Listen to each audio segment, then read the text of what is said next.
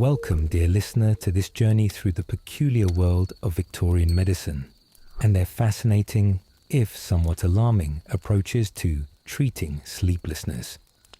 As you settle in for a moment of calm and relaxation, I invite you to share in the comments where in the world you're listening from and what time of day it is for you right now. I always love seeing how far our community of night owl stretches, from midnight listeners in London to early morning companions in Sydney, all united by our shared love of historical curiosities that help us drift into peaceful slumber. If you enjoy immersing yourself in the rich tapestry of history to unwind, consider subscribing for more soothing stories like this, where we explore the oddities and everyday realities of bygone eras. Tonight, we're diving into a particularly electrifying chapter of medical history, where well-meaning physicians believed that the answer to restless nights could be found in carefully controlled jolts of electricity coursing through the human body. Picture, if you will, the gaslit streets of London in 1880, where the very air thrums with the excitement of scientific discovery. The age of electricity has dawned, and with it comes a curious blend of hope and experimentation that would make even the most adventurous among us pause. In drawing rooms across Victorian England, ladies and gentlemen are gathering not for tea and conversation, but to witness demonstrations of a revolutionary new treatment that promises to cure everything from melancholy to chronic insomnia. They call it electrotherapy, and it represents both the pinnacle of modern medical thinking and, as we'll discover, a fascinating glimpse into how desperately our ancestors sought relief from the same ailments that plague us today. The gentle hum of newly installed electric generators fills the air of private medical clinics, where patients lie upon leather examination tables, their faces a mixture of hope and apprehension. These are not the crude experiments of mad scientists, but the carefully considered treatments of respected physicians who genuinely believed they had discovered the key to unlocking the mysteries of human health and happiness. As we embark on this journey together, we'll explore not just the methods they used, but the lives they touched, the hopes they kindled, and the unintended consequences of their electrical adventures. Picture this. You're living in the year 1878, and the world around you is transforming at a pace that would make even our modern minds reel with wonder. The streets of major cities are beginning to glow with the steady light of electric lamps, replacing the flickering uncertainty of gas flames, and everyone is talking about this mysterious force called electricity that seems to hold the promise of solving humanity's oldest problems.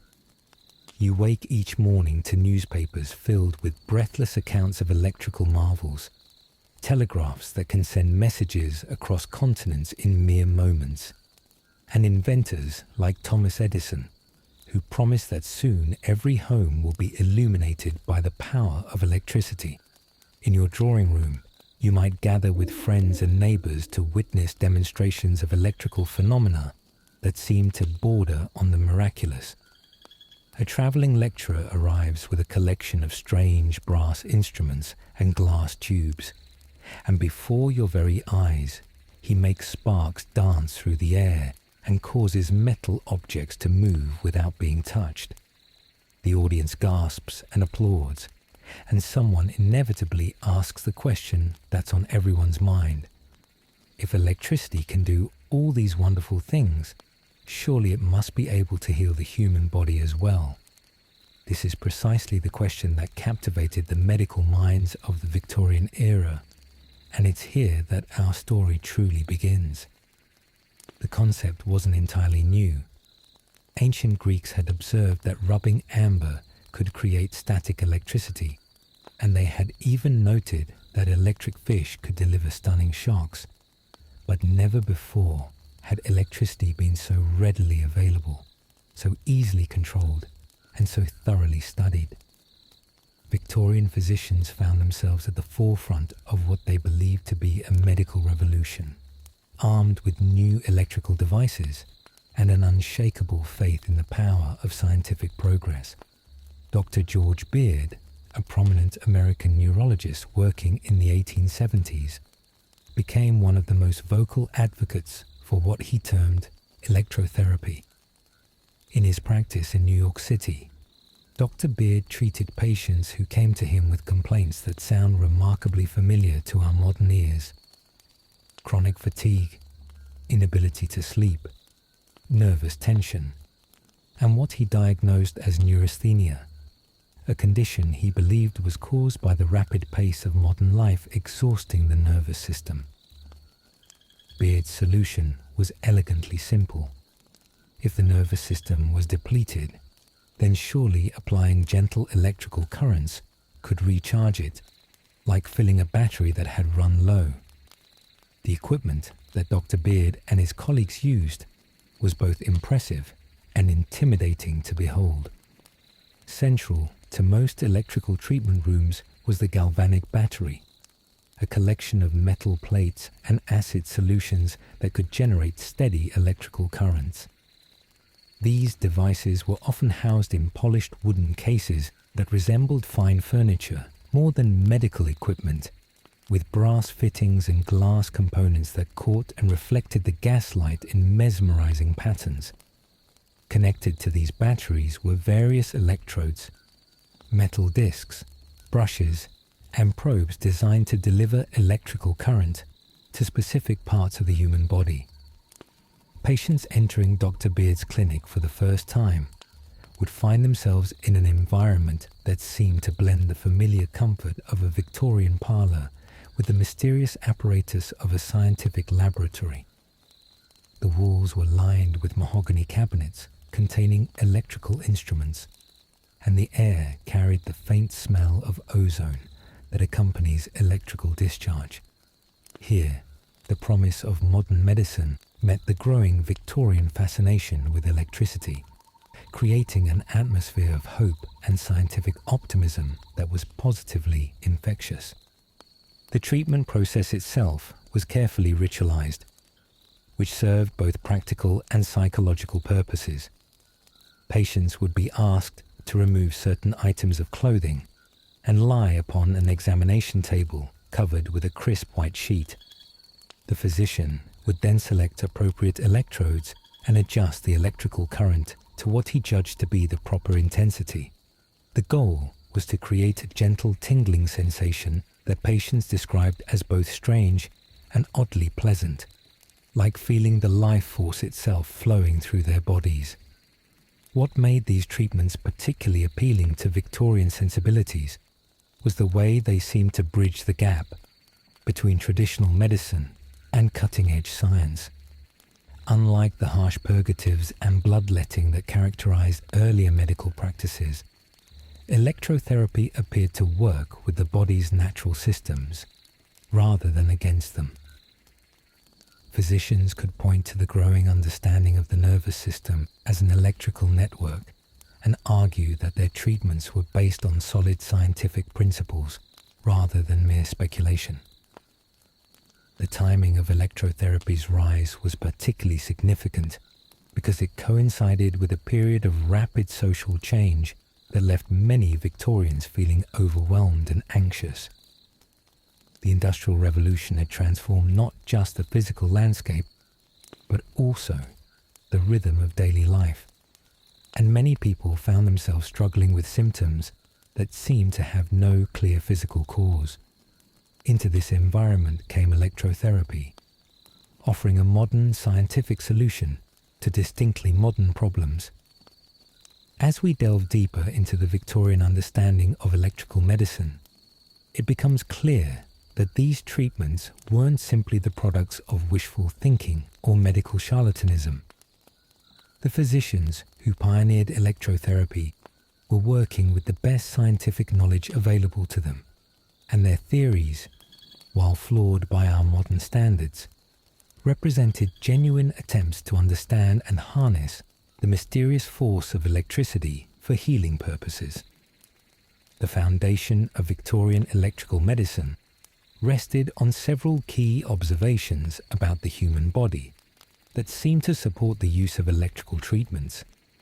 First, physicians had long known that the nervous system was somehow involved in transmitting signals throughout the body, and the discovery that these signals were electrical in nature provided what seemed to be a direct connection between external electrical sources and internal bodily functions. When Luigi Galvani demonstrated in the 1780s that electrical current could cause dead frogs' legs to twitch and move, it provided compelling evidence that electricity and life force were intimately connected. Building on this foundation, Victorian physicians developed elaborate theories about how electrical currents could be used to treat various ailments. They believed that many diseases were caused by either an excess or deficiency of electrical energy in the body, and that careful application of external electrical current could restore the proper balance. This theory was particularly appealing when applied to nervous conditions and sleep disorders, which seemed to involve disruptions in the body's natural electrical systems. Dr. Wilhelm Erb, a German neurologist whose work heavily influenced Victorian electrotherapy practices, published detailed charts showing exactly where electrical currents should be applied for different conditions. For insomnia, he recommended placing one electrode at the base of the skull and another on the chest, allowing a gentle current to flow through the areas of the brain responsible for sleep regulation. The treatment typically lasted between 15 and 30 minutes, during which patients reported feeling a mild tingling sensation that many found quite relaxing.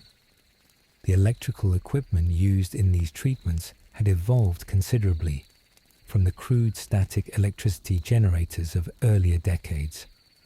By the 1870s, medical electrical devices had become sophisticated instruments capable of producing carefully controlled currents of various types and intensities. The most common device was the Faradic coil, which used electromagnetic induction to produce interrupted electrical currents that could be precisely adjusted for individual patients. These devices were often beautifully crafted, with polished brass components and elegant wooden cases that wouldn't have looked out of place in a wealthy Victorian home. Physicians took great pride in their ability to customize electrical treatments for individual patients, adjusting not just the intensity of the current, but also its frequency and duration. A typical treatment session might begin with very mild electrical stimulation that gradually increased in intensity as the patient became accustomed to the sensation. The physician would carefully monitor the patient's response, looking for signs that the treatment was having the desired effect. Success was often measured by the patient's subjective reports of feeling more relaxed, energized, or better able to sleep. The appeal of these treatments extended beyond their supposed medical benefits to encompass what we might today call lifestyle factors.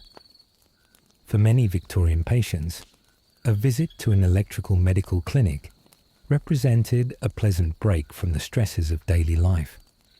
The treatment rooms were typically decorated in soothing colors and furnished with comfortable chairs and tables, creating an atmosphere of calm and refinement. Patients often described the electrical treatments themselves as oddly pleasant, producing a tingling sensation that was unlike anything they had experienced before. Dr. Beard and his colleagues were careful to document their successes, keeping detailed records of patient treatments and outcomes. These case studies, published in medical journals of the time, paint a picture of remarkable therapeutic success. Patients with chronic insomnia reported sleeping better after just a few electrical treatments, while those suffering from nervous exhaustion claimed to feel renewed energy and vitality. Of course, we must view these reports with some skepticism, understanding that the placebo effect and the natural tendency of many conditions to improve over time, likely played significant roles in these apparent successes.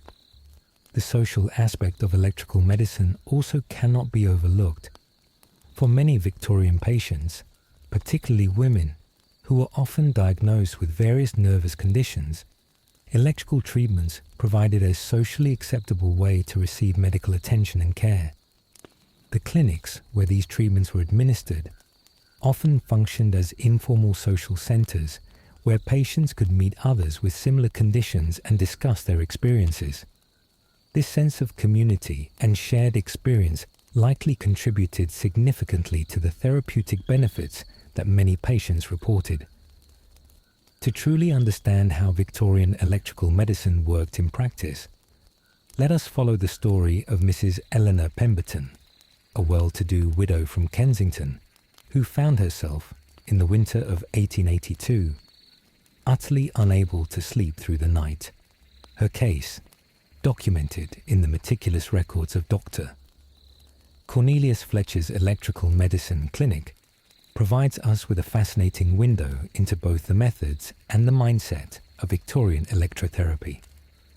Mrs. Pemberton first appeared at Dr. Fletcher's clinic on a grey Tuesday morning in February, having been referred by her family physician, who had exhausted his conventional remedies for her persistent insomnia. She was, by all accounts, a refined lady of middle years, impeccably dressed in the dark blues and greys that were fashionable among respectable widows of her social class. Her complaint was simple, yet devastating. For the past 6 months, she had been unable to sleep for more than 2 or 3 hours at a time, leaving her exhausted, irritable, and increasingly unable to manage her household affairs. Dr. Fletcher's initial examination of Mrs. Pemberton followed the established protocols of electrical medicine. He began by taking a detailed history of her condition, noting that her sleep difficulties had begun shortly after she had moved from her family's country estate to a smaller house in London, following her husband's death. The change in environment, combined with the grief of her loss and the stress of managing her financial affairs independently, had apparently overwhelmed her nervous system to the point where natural sleep had become impossible. The physical examination that followed was conducted with the utmost propriety, as befitted the treatment of a lady of Mrs. Pemberton's social standing. Dr. Fletcher tested her reflexes using a small electrical probe, noting that her responses were somewhat sluggish, which he interpreted as evidence of nervous system depletion. He also observed that her hands trembled slightly when she held them outstretched, another sign that he believed indicated electrical imbalance within her body. Based on these observations, Dr. Fletcher prescribed a course of electrical treatments designed specifically to address Mrs. Pemberton's insomnia. The treatment protocol called for sessions 3 times per week, each lasting approximately 25 minutes. During each session, Mrs. Pemberton would lie on a comfortable examination couch, while Dr. Fletcher applied electrodes to specific points on her head, neck, and hands. The electrical current was carefully calibrated to produce what he described as a gentle, soporific influence that would gradually retrain her nervous system to embrace natural sleep patterns. Mrs. Pemberton's first electrical treatment was, by her own account, a revelation. She later described the sensation as most peculiar yet strangely comforting, like feeling warm honey flowing slowly through her veins. The electrical current produced a mild tingling that seemed to spread from the points where the electrodes touched her skin throughout her entire body. As the treatment progressed, she found herself becoming deeply relaxed, more so than she had felt in many months. When Dr. Fletcher finally removed the electrodes and declared the session complete, Mrs. Pemberton felt as though she was emerging from a pleasant dream. The immediate effects of the treatment were encouraging. That very night, Mrs. Pemberton slept for nearly 6 hours without waking, the longest period of uninterrupted sleep she had experienced since her troubles began. She awoke feeling refreshed and optimistic, convinced that Dr. Fletcher's electrical medicine had provided the solution to her persistent problem. Her housemaid later reported that Mrs. Pemberton seemed more cheerful and energetic than she had been in months, humming softly as she went about her morning routine. As the weeks passed and the electrical treatments continued, Mrs. Pemberton's condition showed steady improvement.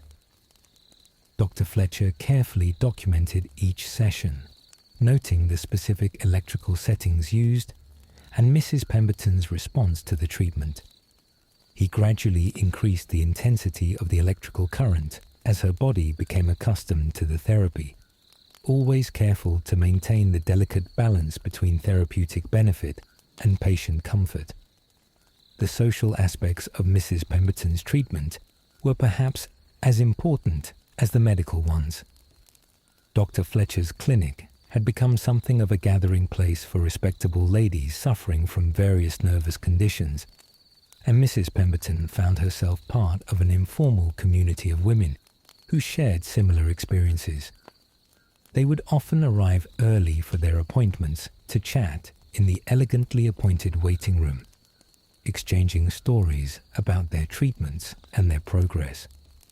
This sense of shared experience and mutual support provided Mrs. Pemberton with the social connection she had lost when she moved to London, helping to address one of the underlying causes of her sleep difficulties. After 2 months of regular electrical treatments, Mrs. Pemberton was sleeping through the night most nights, and her overall health and spirits had improved dramatically.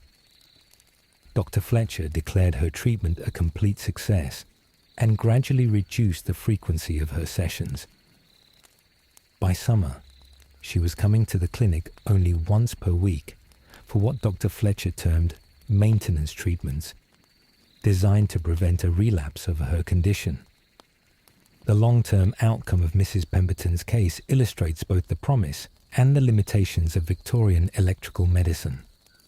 While her sleep problems were largely resolved, it's impossible to determine how much of her improvement was due to the electrical treatments themselves versus the supportive environment of the clinic, the attention she received from Dr. Fletcher, and the gradual healing that came with time and the establishment of new social connections in London.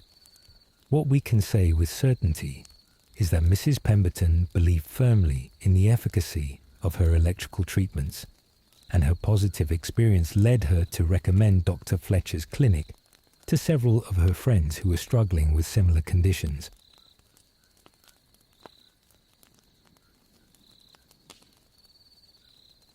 Congratulations, you're now living in an era where respectable physicians are essentially recommending controlled electrocution as a cure for everything from headaches to heartbreak, and somehow this makes perfect sense to everyone involved. The 1880s were a fascinating time when the line between scientific innovation and what we might politely call creative problem-solving was deliciously blurred, and nowhere was this more evident than in the rapidly expanding field of electrical medicine. Picture this. You're strolling down Harley Street in London on a crisp autumn morning in 1883, and nearly every other doorway sports a brass nameplate advertising electrical treatments or galvanic therapy. The sound of humming electrical apparatus drifts from open windows, mingling with the clip-clop of horses' hooves and the general bustle of Victorian London. Electric medicine had become not just fashionable, but absolutely essential for anyone claiming to practice modern scientific medicine. The popularity of electrical treatments had reached such heights that even the most conservative medical establishments were forced to take notice.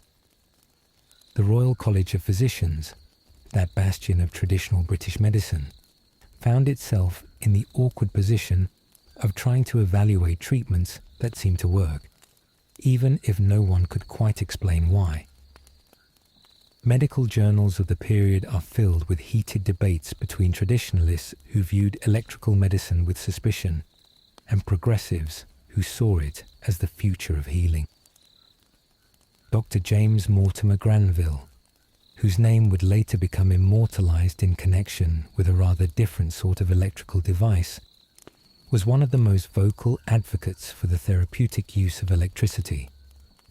His clinic on Wimpole Street became a pilgrimage destination for patients from across Europe who had heard miraculous stories about the healing power of controlled electrical currents. Dr. Granville's waiting room was often filled with an eclectic mix of aristocrats, middle-class merchants, and even the occasional working-class patient who had saved enough money to afford what was considered the pinnacle of modern medical treatment. The equipment used in these clinics had evolved into increasingly sophisticated and, frankly, intimidating devices. The Pulvermacher's hydroelectric chain, for instance, looked like something that might have been designed by a Victorian-era mad scientist with a flair for dramatic presentation.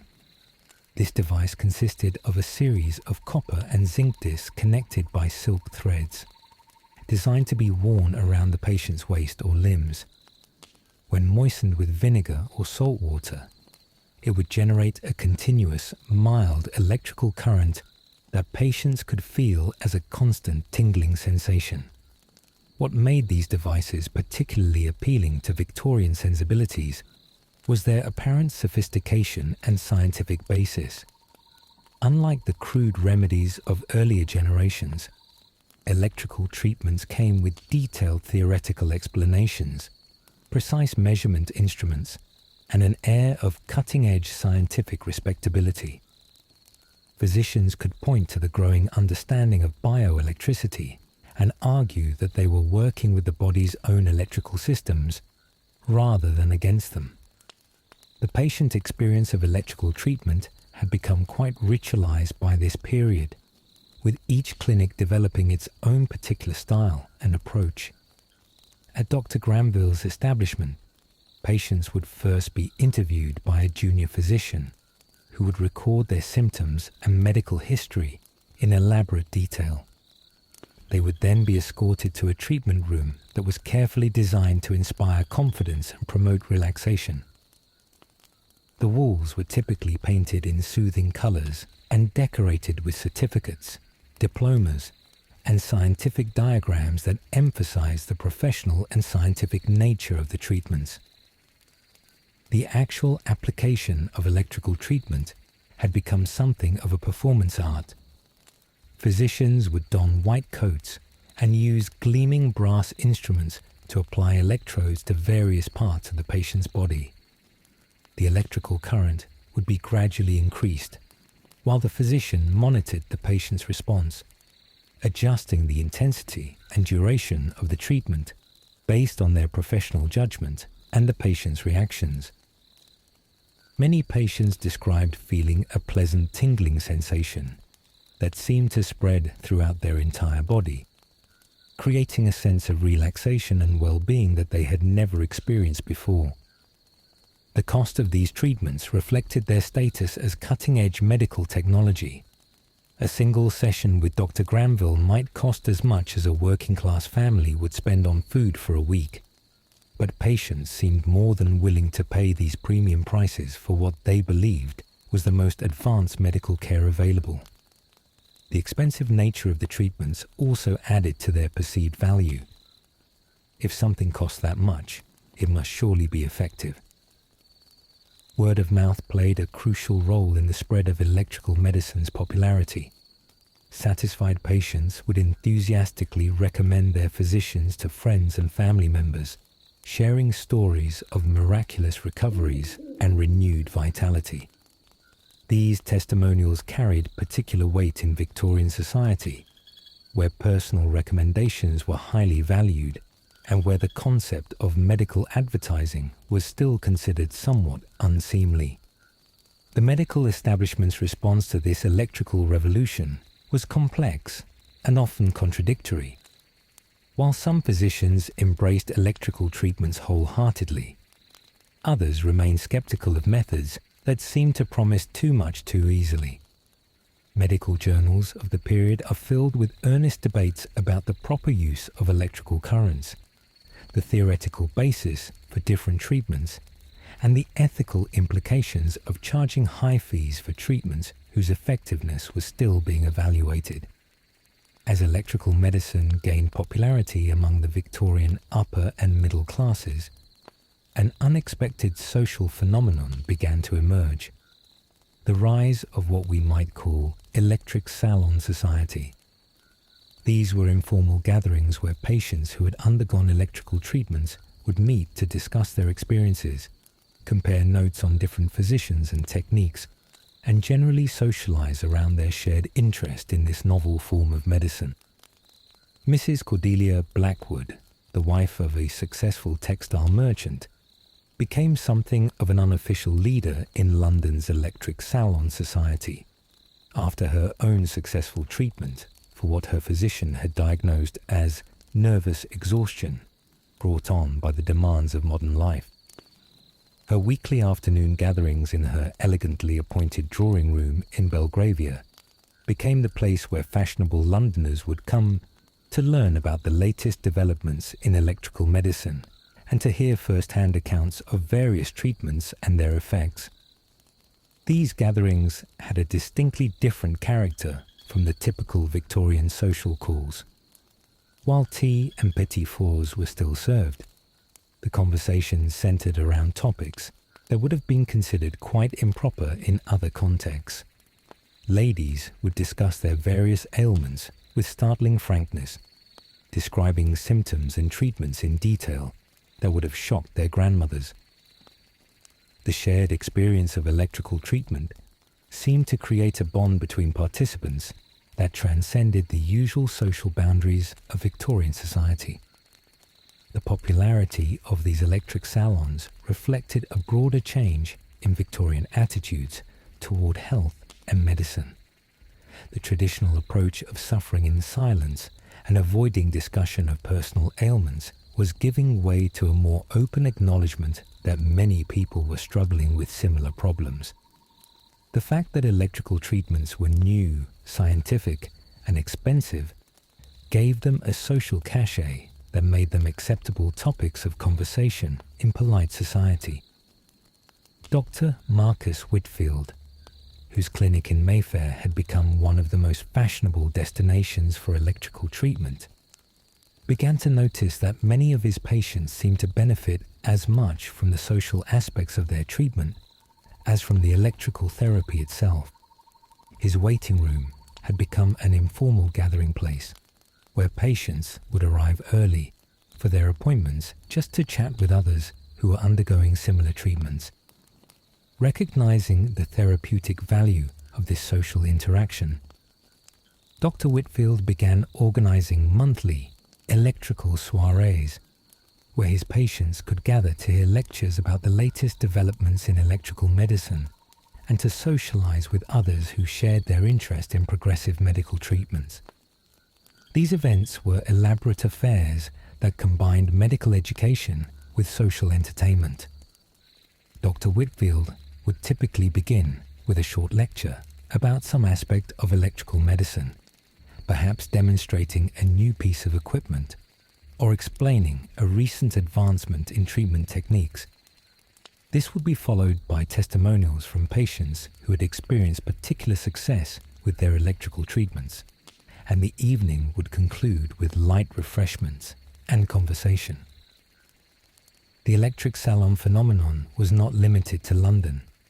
Similar gatherings began appearing in major cities across Britain and America, each with its own particular character and focus.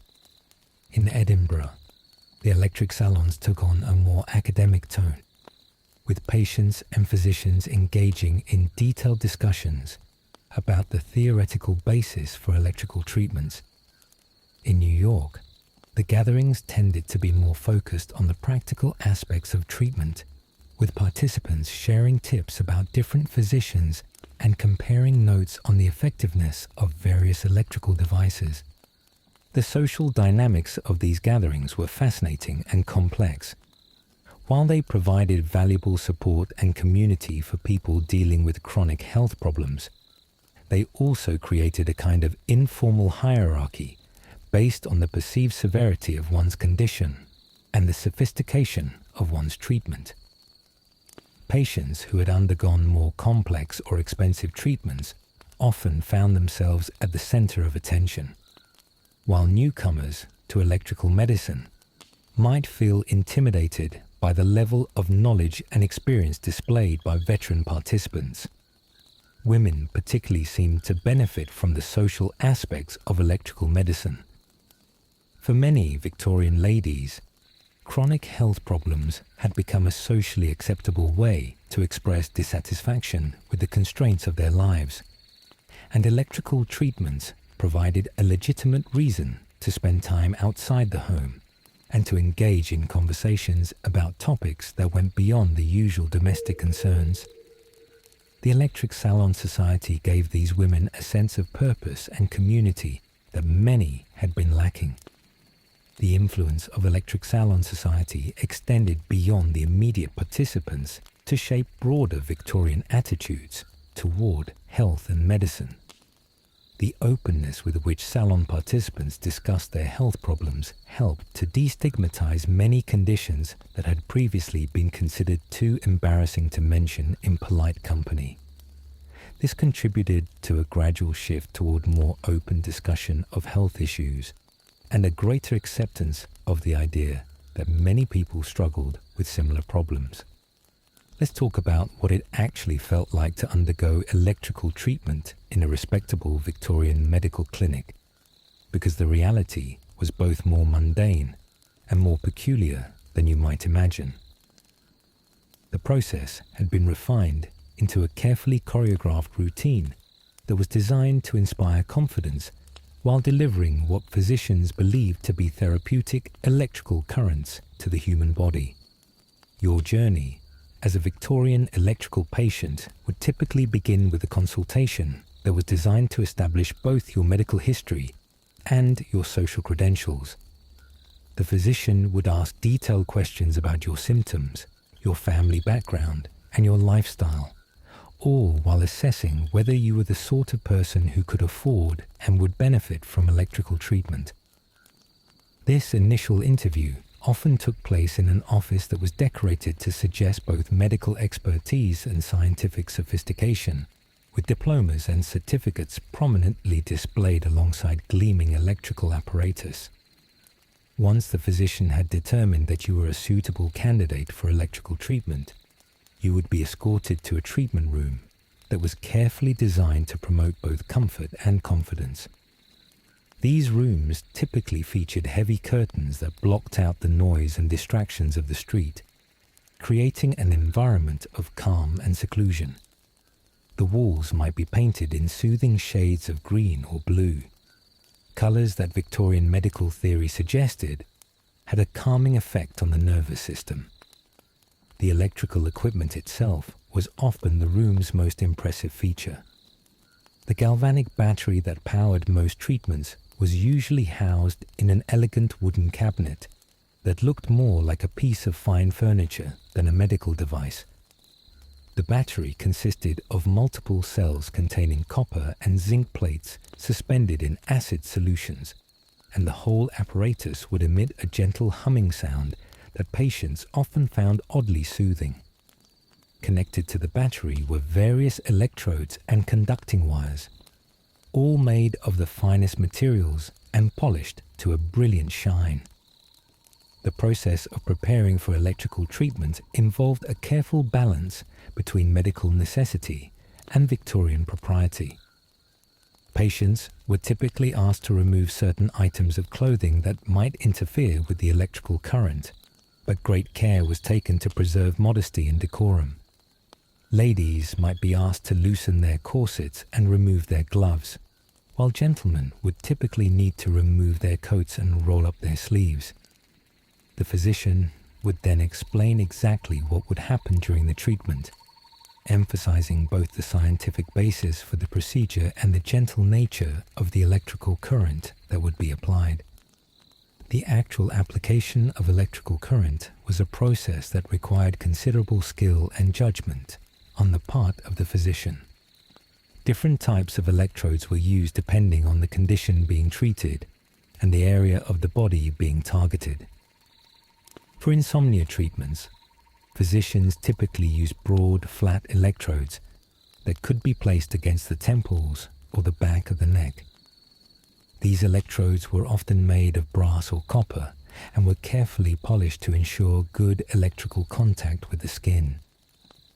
The intensity of the electrical current was carefully controlled using a series of rheostats and switches that allowed the physician to adjust the treatment to each individual patient's needs and tolerance. The goal was to produce what physicians described as a pleasant, tingling sensation that would stimulate the nervous system without causing discomfort or alarm.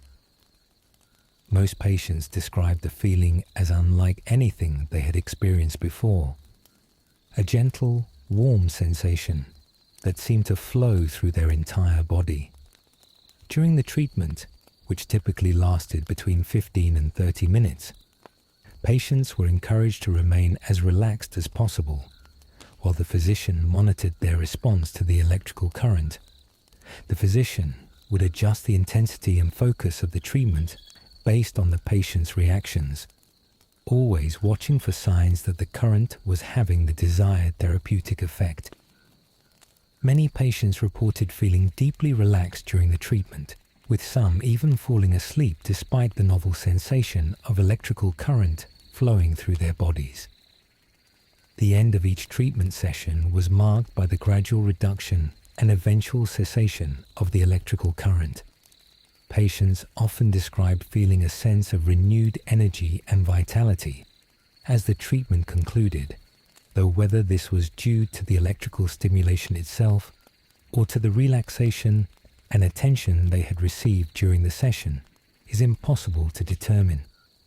The physician would typically spend a few minutes discussing the treatment with the patient, noting any improvements in their condition, and scheduling follow-up appointments as needed.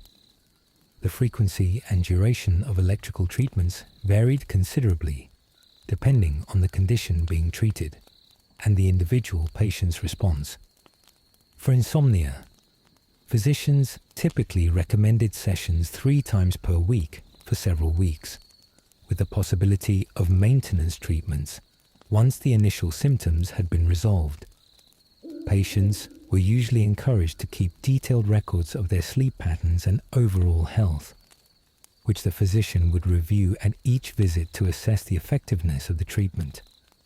The cost of these treatments reflected both the sophisticated equipment required and the time and expertise of the physicians who administered them.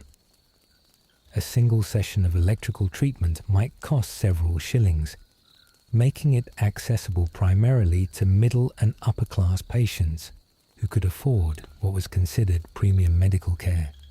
However, many patients considered the expense worthwhile, particularly when they experienced improvement in conditions that had previously resisted conventional treatment.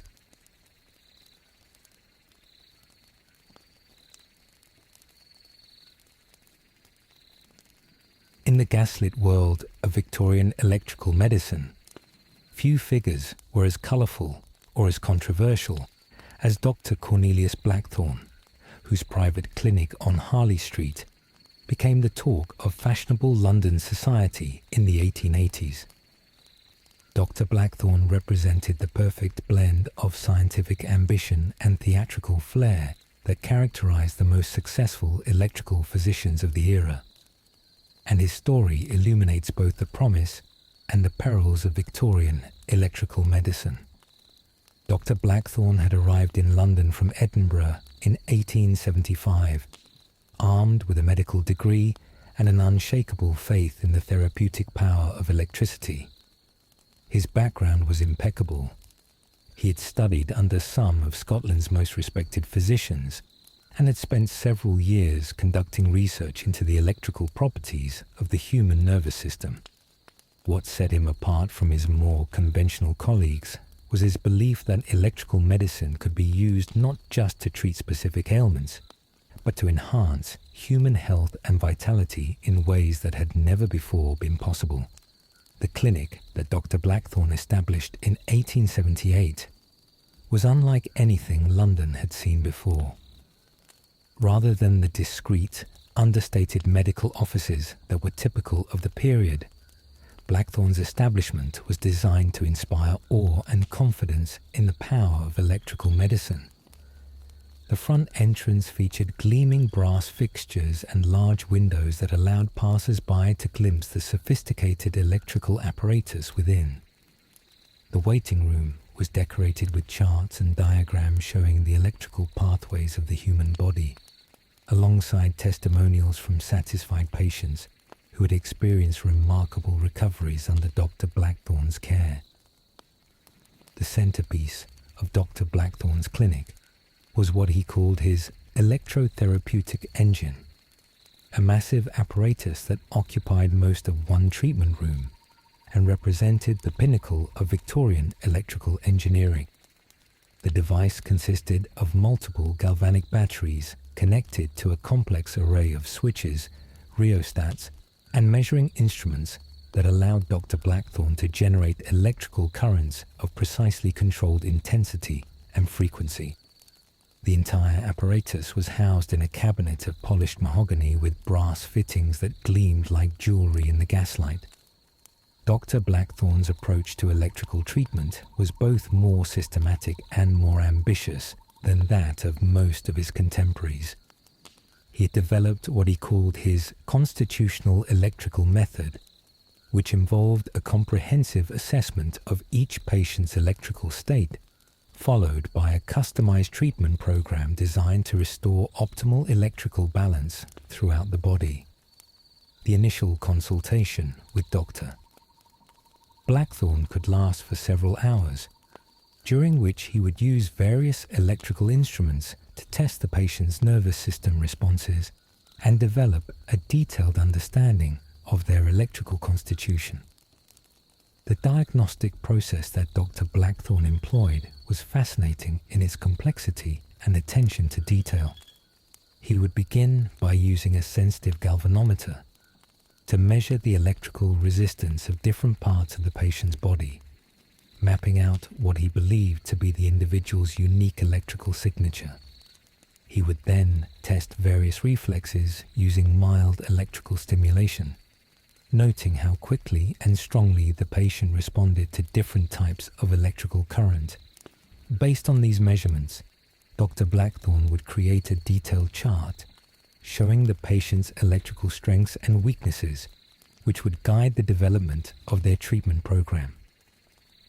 For patients suffering from insomnia, Dr. Blackthorne's treatment approach was particularly elaborate. He believed that sleep disorders were caused by what he termed electrical disharmony in the brain and nervous system, and his treatments were designed to restore the natural electrical rhythms that promoted healthy sleep. The treatment would typically begin with the application of very mild electrical currents to specific points on the patient's head and neck, designed to calm the overactive electrical patterns that Dr. Blackthorne believed were preventing natural sleep. The actual treatment sessions in Dr. Blackthorne's clinic were theatrical affairs that combined serious medical procedure with elements of scientific demonstration. Patients would be positioned on a specially designed treatment table that was connected to the main electrical apparatus through a series of cables and electrodes. Dr. Blackthorne would then manipulate the controls of his electrotherapeutic engine with the precision of a conductor leading an orchestra, carefully adjusting the electrical current while monitoring the patient's response through a series of sensitive measuring instruments.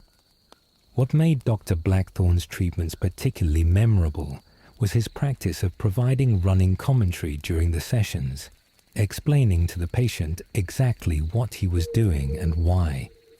He would describe how the electrical current was flowing through their nervous system, pointing out the specific areas where he was detecting electrical imbalances, and explaining how his treatment was working to correct these problems.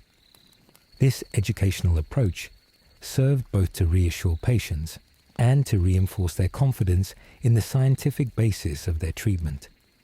The results that Dr. Blackthorne achieved with his electrical treatments were, by all accounts, quite remarkable. Patients with chronic insomnia reported sleeping better after just a few sessions, while those suffering from nervous exhaustion claimed to feel renewed energy and vitality. Word of these successes spread quickly through London society, and Dr. Blackthorne's appointment book was soon filled with referrals from satisfied patients and curious physicians who wanted to observe his methods. Dr. Blackthorne's success was not without controversy, however. Some of his more conservative medical colleagues questioned both his methods and his claims, arguing that his treatments were more theatrical than therapeutic. The medical establishment was particularly skeptical of his assertion that electrical treatment could enhance normal human capabilities rather than simply treating disease. Despite these criticisms, Dr. Blackthorne continued to attract patients from across Europe who were drawn by his reputation for achieving remarkable results with electrical medicine. The social impact of Dr. Blackthorne's practice extended far beyond the confines of his clinic. His patients, many of whom were prominent members of London society, became enthusiastic advocates for electrical medicine, spreading word of their experiences through the interconnected networks of Victorian high society. Lady Catherine Worthington, the wife of a prominent banker, credited Dr. Blackthorne's electrical treatments with curing her chronic insomnia and restoring her ability to manage her extensive social obligations. Her enthusiastic endorsement led to a steady stream of referrals from other society ladies who were struggling with similar conditions. Dr. Blackthorne was also a prolific writer and lecturer, publishing numerous articles in medical journals and speaking at scientific societies about his electrical methods. His lectures were popular events that drew audiences of both medical professionals and curious members of the public. He had a gift for explaining complex electrical phenomena in terms that lay people could understand, and his presentations often included dramatic demonstrations of his electrical apparatus that left audiences both amazed and convinced of the therapeutic potential of electricity.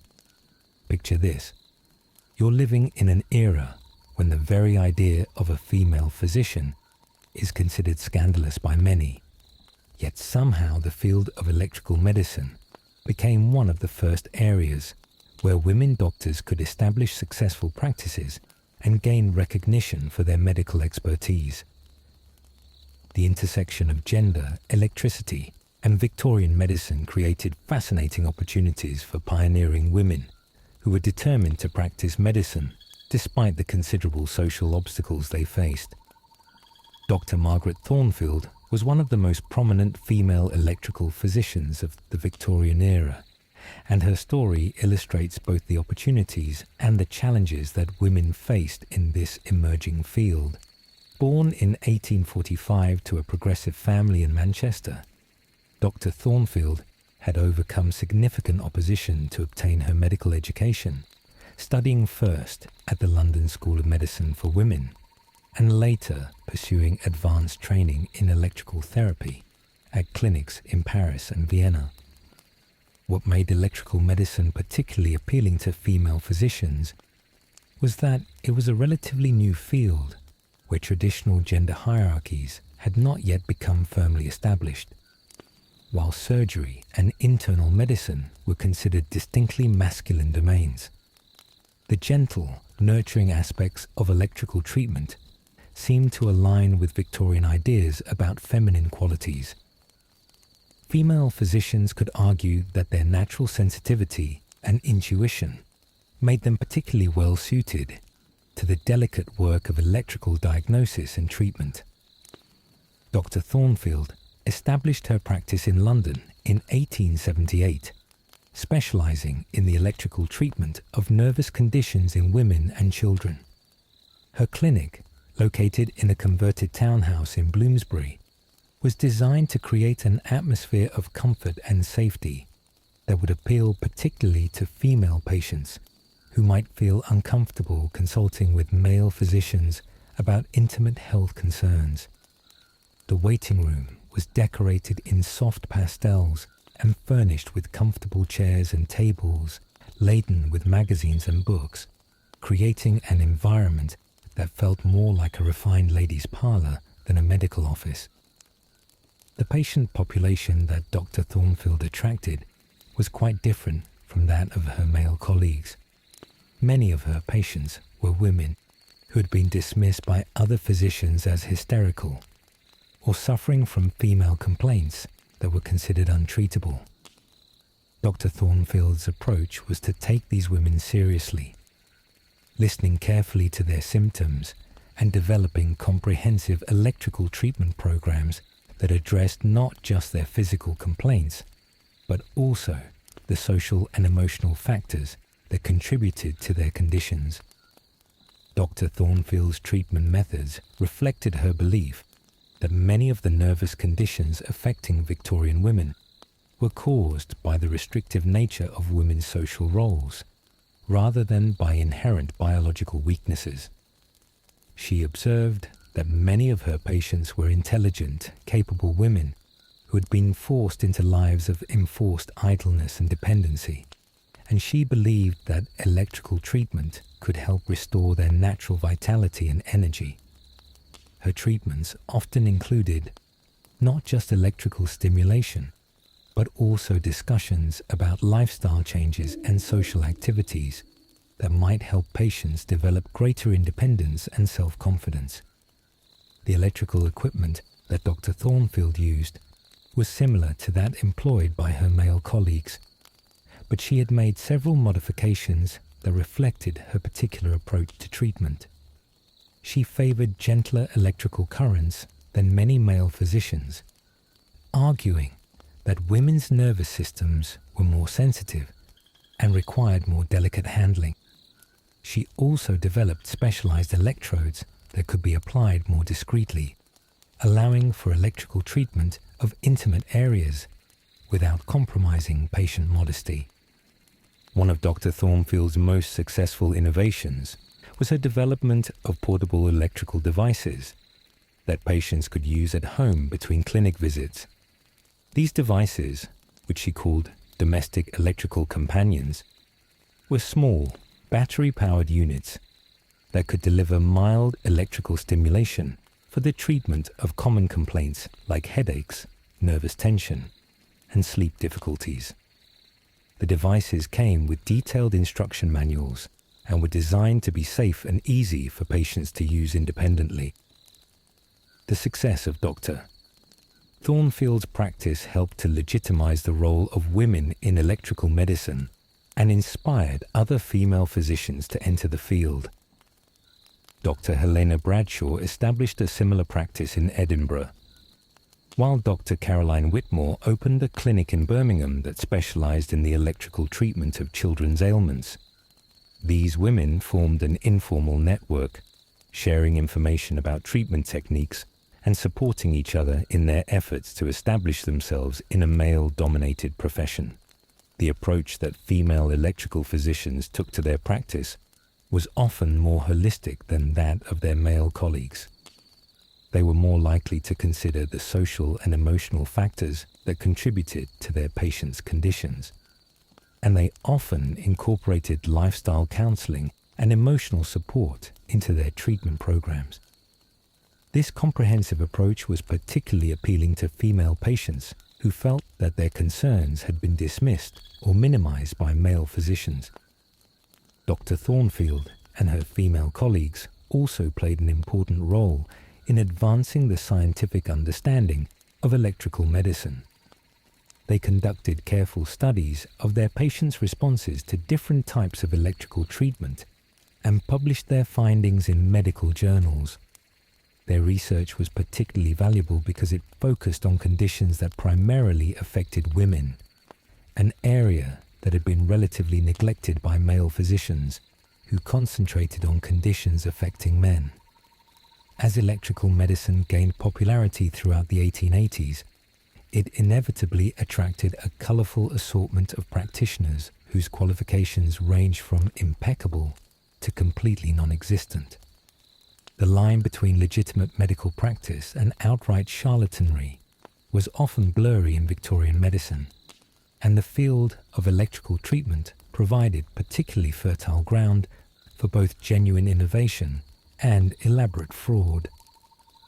At one end of the spectrum were the travelling electrical showmen who toured the countryside with wagon loads of impressive-looking apparatus, promising miraculous cures for any ailment that might trouble their audiences.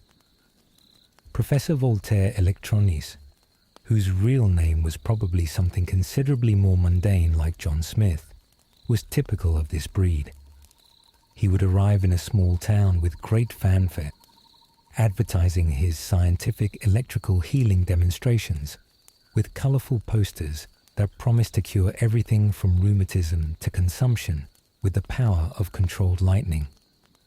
Professor Electronis's performances were elaborate affairs that combined medical treatment with popular entertainment. He would set up his apparatus in the town hall or a large tent, creating an atmosphere of scientific wonder with gleaming brass instruments, crackling electrical devices, and dramatic presentations about the healing power of electricity.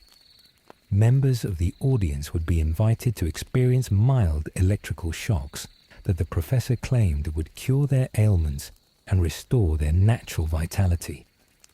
The professor's electrical equipment was impressive to look at, but was often more concerned with theatrical effect than therapeutic value. His main device was a large static electricity generator that could produce spectacular sparks and crackling sounds that never failed to amaze rural audiences who had little experience with electrical phenomena. The actual therapeutic value of the treatments was questionable at best, but many patients reported feeling better after experiencing the professor's electrical demonstrations, probably due to a combination of the placebo effect and the excitement of participating in such a novel experience. At the other extreme were physicians like Dr. Reginald Ashworth, whose approach to electrical medicine was characterized by rigorous scientific methodology and careful attention to patient safety. Dr. Ashworth had trained at some of Europe's most prestigious medical schools and had spent several years studying electrical phenomena before establishing his practice in London. His treatments were based on careful observation of patient responses and systematic experimentation with different types of electrical currents and application methods. Dr. Ashworth's clinic was notable for its emphasis on measurement and documentation. Every patient who received electrical treatment was carefully monitored using sensitive instruments that recorded their physiological responses to the electrical current. Dr. Ashworth maintained detailed records of each treatment session, noting the specific electrical parameters used, the patient's subjective responses, and any observable changes in their condition. This systematic approach allowed him to refine his treatment methods and to identify which types of electrical therapy were most effective for different conditions. The middle ground between obvious charlatanry and rigorous scientific practice was occupied by practitioners like Dr. Percival Thorne, whose qualifications were legitimate, but whose treatment methods were somewhat questionable. Dr. Thorne had a genuine medical degree and had received some training in electrical therapy, but his practice was characterized more by enthusiasm than by scientific rigor. He was a strong believer in the power of electrical treatment and was genuinely convinced that he was helping his patients, but his methods were often based more on intuition and patient feedback than on systematic observation and analysis. Dr. Thorne's clinic attracted patients who were drawn by his passionate advocacy for electrical medicine and his willingness to try innovative approaches to difficult cases. His treatment methods were constantly evolving as he experimented with new types of electrical apparatus and different application techniques. While some patients reported remarkable improvements under his care, others found his treatments ineffective or even uncomfortable. Dr. Thorne's practice illustrates the challenges of evaluating medical treatments in an era when scientific methodology was still developing and when the placebo effect was not yet well understood. The regulatory environment for electrical medicine was minimal during this period, which allowed practitioners with varying levels of training and competence to offer electrical treatments to the public. Medical licensing laws were still relatively loose, and there were few mechanisms for evaluating the safety or efficacy of new treatment methods. This lack of regulation created opportunities for both innovation and exploitation, as genuine medical pioneers worked alongside opportunistic charlatans who were more interested in profit than in patient welfare. The Victorian public's response to this diverse array of electrical practitioners was complex and often contradictory. Many people were genuinely helped by electrical treatments, regardless of whether their physicians were highly trained specialists or traveling showmen with questionable credentials. The placebo effect was undoubtedly strong, particularly for treatments that involve such impressive and novel technology. At the same time, there were growing concerns about the potential dangers of electrical treatment and calls for better regulation of practitioners who offered electrical therapies. The legitimate medical establishment struggled to distinguish between valid electrical treatments and obvious fraud. Medical journals of the period published both enthusiastic endorsements of electrical therapy and stern warnings about the dangers of unqualified practitioners. Professional medical societies began to develop guidelines for the proper use of electrical treatments and to establish standards for the training of physicians who wished to specialize in electrical medicine.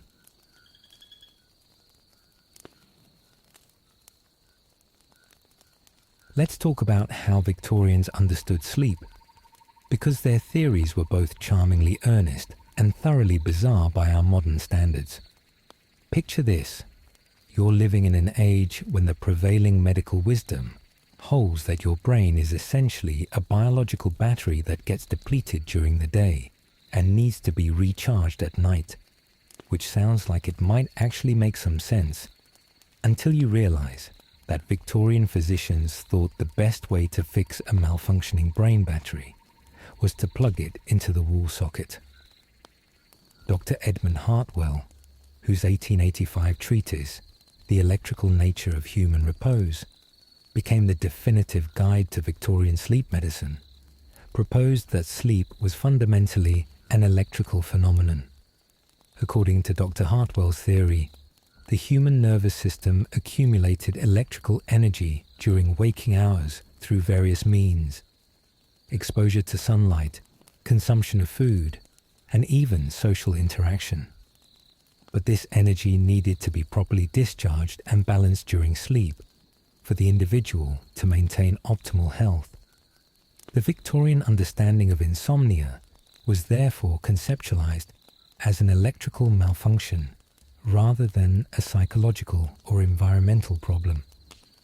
Patients who couldn't sleep were diagnosed with conditions like nervous hyperelectricity or cerebral electrical stagnation, which sounds impressive until you realize that these were essentially fancy ways of saying your brain's electrical system is on the fritz. The beauty of this theory, from a Victorian physician's perspective, was that it provided a clear scientific explanation for sleep problems and pointed toward an equally clear scientific solution: electrical intervention. Dr. Hartwell's clinic in Edinburgh became a laboratory for testing these theories about the electrical nature of sleep. His treatment rooms were equipped with sophisticated measuring instruments that he claimed could detect the electrical state of a patient's nervous system.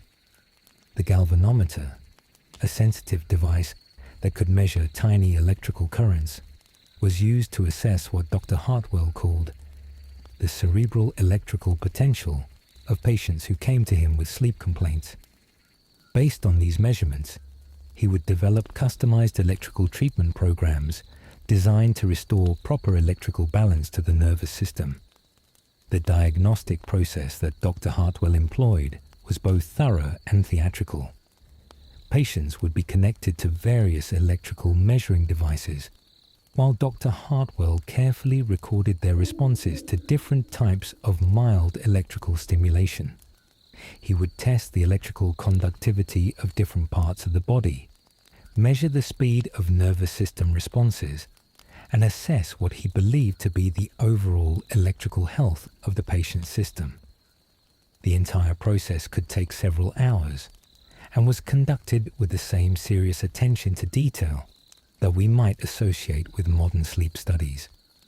Based on his electrical measurements, Dr. Hartwell would classify patients into different categories of sleep dysfunction. Those with hyperelectrical insomnia were believed to have too much electrical energy in their nervous systems, preventing them from achieving the electrical quietude necessary for natural sleep. These patients would receive treatments designed to drain excess electrical energy from their systems. Conversely, patients diagnosed with hypoelectrical sleeplessness were thought to have insufficient electrical energy to maintain proper nervous system function, and they would receive treatments designed to boost their electrical vitality. The treatments that Dr. Hartwell prescribed for different types of electrical sleep dysfunction were remarkably specific and elaborate. For hyperelectrical patients, he might recommend sitting in a specially designed chair that was connected to a grounding wire, allowing excess electrical energy to flow harmlessly into the earth. These electrical grounding sessions would typically last for 30 to 45 minutes, during which patients would often report feeling deeply relaxed and drowsy. For hypoelectrical patients, Dr. Hartwell employed what he called cerebral electrical stimulation therapy. This treatment involved applying mild electrical currents to specific points on the patient's head and neck using carefully designed electrodes. The goal was to gently energize the nervous system without causing overstimulation that might actually worsen the patient's sleep problems. The electrical current was carefully calibrated to each individual patient's needs, based on Dr. Hartwell's assessment of their electrical constitution.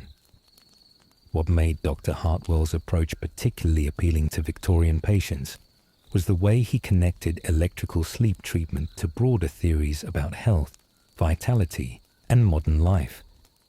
He argued that the rapid pace of Victorian society was creating unprecedented demands on people's nervous systems, leading to electrical imbalances that had never before been seen in human history. Industrial noise, gas lighting, and the general stress of urban life were all believed to contribute to electrical disruption of natural sleep patterns. Dr. Hartwell's patients often reported remarkable improvements in their sleep after undergoing his electrical treatments, though whether these improvements were due to the electrical therapy itself or to other factors is impossible to determine. Many patients described feeling more relaxed and energetic after their treatments, and some claimed that the electrical therapy had not only improved their sleep, but had also enhanced their overall health and well-being. The theoretical foundation of Dr. Hartwell's approach was supported by what seemed to be solid scientific evidence. The discovery that the nervous system operated through electrical impulses provided apparent validation for the idea that sleep problems could be treated through electrical intervention. The fact that many patients experienced genuine improvement after electrical treatment seemed to confirm the validity of the underlying theory, even though we now understand that these improvements were probably due to factors other than the electrical stimulation itself. The actual experience of receiving electrical treatment for insomnia in a Victorian medical clinic was both more mundane and more peculiar than you might imagine, combining elements of serious medical procedure with what can only be described as elaborate electrical theatre. Let us follow the journey of Mr. Geoffrey Pembroke, a prosperous wool merchant from Yorkshire, whose chronic inability to sleep led him to Dr. Hartwell's clinic in the autumn of 1884. Mr. Pembroke's sleep troubles had begun several months earlier, coinciding with a particularly stressful period in his business affairs. He found himself lying awake for hours each night, his mind racing with worries about market conditions and competition from mechanized textile mills. His family physician had prescribed various remedies, laudanum, warm baths, and changes in diet, but nothing had provided lasting relief. When a business associate recommended Dr. Hartwell's electrical treatments, Mr. Pembroke was initially skeptical, but desperate enough to try anything that might restore his natural sleep patterns. Mr. Pembroke's first visit to Dr. Hartwell's clinic was an education in the sophisticated apparatus of Victorian electrical medicine. The building itself was impressive, a converted Georgian townhouse with brass nameplate and large windows that allowed passers-by to glimpse the gleaming electrical equipment within. The waiting room was decorated with scientific charts showing the electrical pathways of the human nervous system, alongside testimonials from patients who had experienced remarkable recoveries under Dr. Hartwell's care. Dr. Hartwell's initial consultation with Mr. Pembroke lasted nearly 2 hours and involved a comprehensive assessment of his electrical constitution. Using a sensitive galvanometer, Dr. Hartwell measured the electrical resistance of different parts of Mr. Pembroke's body, mapping out what he claimed was his unique electrical signature. He tested various reflexes using mild electrical stimulation, noting how quickly and strongly Mr. Pembroke responded to different types of electrical current. Based on these measurements, Dr. Hartwell diagnosed Mr. Pembroke with cerebral electrical hyperactivity and prescribed a course of treatments designed to calm his overexcited nervous system. The treatment room to which Mr. Pembroke was escorted was designed to inspire both confidence and tranquility. The walls were painted in soothing shades of blue and green, colors that Dr. Hartwell claimed had a naturally calming effect on the electrical activity of the brain. Heavy curtains blocked out the noise and distractions of the street, while soft gaslight created an atmosphere of peaceful seclusion. The centerpiece of the room was Dr. Hartwell's Somnus electrical engine, an elaborate device that combined multiple galvanic batteries with a complex array of switches and measuring instruments. The preparation for Mr. Pembroke's first electrical treatment was conducted with careful attention to both medical necessity and Victorian propriety. He was asked to remove his coat and waistcoat and to roll up his sleeves, but otherwise his modesty was carefully preserved. Dr. Hartwell explained exactly what would happen during the treatment, emphasizing both the scientific basis for the procedure and the gentle nature of the electrical current that would be applied. This educational approach served both to reassure Mr. Pembroke and to reinforce his confidence in the treatment. The actual application of electrical treatment was a carefully orchestrated process that combined serious medical procedure with elements of scientific demonstration. Dr. Hartwell began by attaching electrodes to specific points on Mr. Pembroke's temples and the back of his neck, areas that he claimed were directly connected to the brain's sleep centers. The electrodes themselves were made of polished brass and were designed to make good electrical contact with the skin without causing discomfort. As Dr. Hartwell gradually increased the electrical current, Mr. Pembroke experienced sensations unlike anything he had felt before. The initial application of current produced a mild tingling that seemed to spread from the points where the electrodes touched his skin throughout his entire head and neck.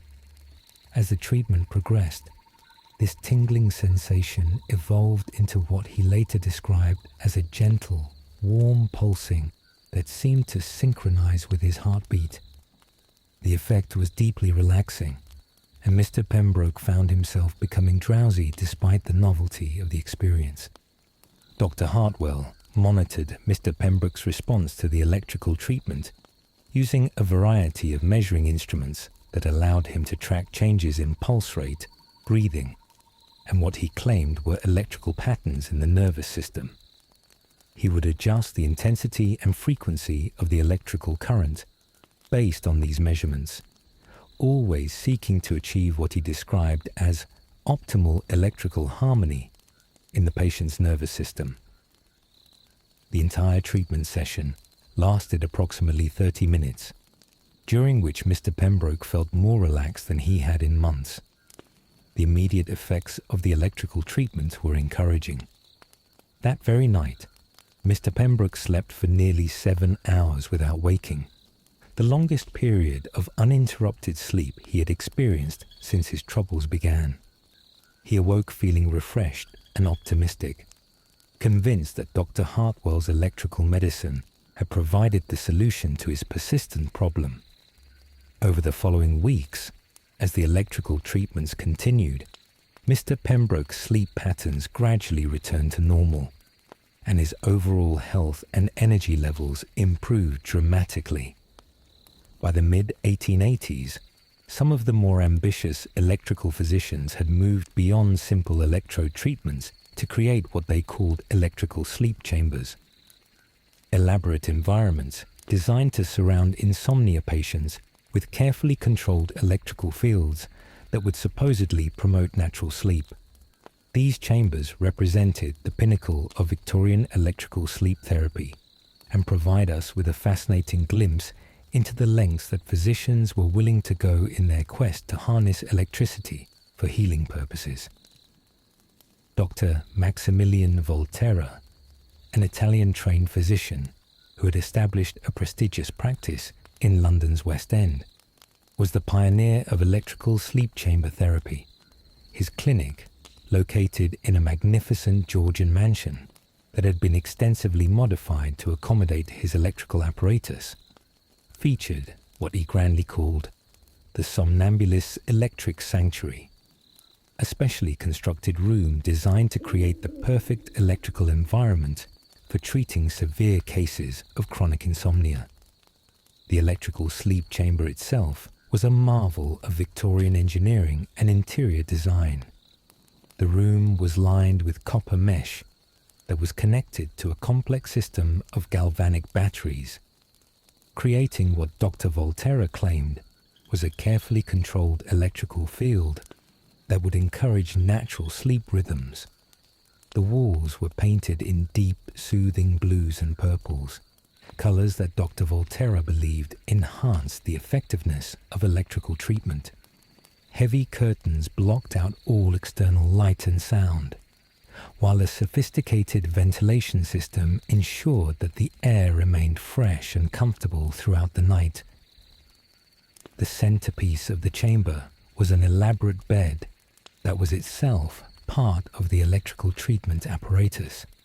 The mattress contained a network of fine copper wires that could deliver gentle electrical currents directly to the patient's body while they slept. The bed frame was made of specially treated wood that Dr. Volterra claimed would not interfere with the electrical fields in the room, and the entire structure was raised on glass insulators to prevent electrical leakage into the floor. Patients who were deemed suitable candidates for electrical sleep chamber therapy would typically spend several nights in Dr. Volterra's facility, allowing for a comprehensive course of treatment that addressed not just their immediate sleep problems, but what he believed were the underlying electrical imbalances in their nervous systems. The cost of this treatment was considerable. A single night in the electrical sleep chamber cost more than most working-class families earned in a month. But wealthy patients who had struggled with chronic insomnia for years were often willing to pay almost any price for the promise of natural restorative sleep. The process of preparing patients for electrical sleep chamber therapy was elaborate and ritualistic. Upon arrival at Dr. Volterra's clinic, patients would undergo a comprehensive electrical examination, similar to those performed by other electrical physicians, but with additional measurements designed to assess their suitability for the intense electrical environment of the sleep chamber. Dr. Volterra would test their tolerance for different types of electrical current and assess what he called their electrical sleep capacity, their ability to achieve restful sleep in the presence of controlled electrical fields. Once a patient had been deemed suitable for chamber therapy, they would be given special sleeping garments made of silk and cotton that Dr. Volterra claimed would not interfere with the electrical treatment. These garments were designed to be both comfortable and practical, allowing for the placement of electrodes and monitoring devices while preserving the patient's modesty and dignity. The preparation ritual also included a light meal of foods that Dr. Volterra believed would enhance the electrical treatment, primarily fresh fruits and vegetables that he claimed would improve the body's electrical conductivity. The actual experience of spending a night in Dr. Volterra's electrical sleep chamber was unlike anything that patients had previously encountered. As they settled into the specially designed bed, they would feel a gentle tingling sensation as the electrical field was gradually activated around them. The copper mesh in the walls would emit a barely audible humming sound, while the electrodes in the mattress would deliver carefully timed electrical pulses that Dr. Volterra claimed would synchronize with the patient's natural sleep rhythms. Many patients reported that the sensation of being surrounded by controlled electrical fields was initially unsettling, but gradually became deeply relaxing. The gentle electrical stimulation seemed to quiet their racing thoughts and ease the physical tension that had been preventing natural sleep. As the night progressed, the electrical treatment would be automatically adjusted by a clockwork mechanism that Dr. Volterra had designed to deliver different types of stimulation during different phases of sleep. The results that Dr. Volterra achieved with his electrical sleep chamber therapy were, by contemporary accounts, quite remarkable. Patients who had struggled with chronic insomnia for years often experienced their first full night of natural sleep after just one session in the chamber. Many reported not just improved sleep, but enhanced energy, better mood, and improved overall health following their electrical treatment. Word of these successes spread quickly through London's fashionable society, and Dr. Volterra's appointment book was soon filled with referrals from satisfied patients and curious physicians. The electrical sleep chamber represented the logical extreme of Victorian beliefs about the electrical nature of sleep and the therapeutic potential of controlled electrical stimulation.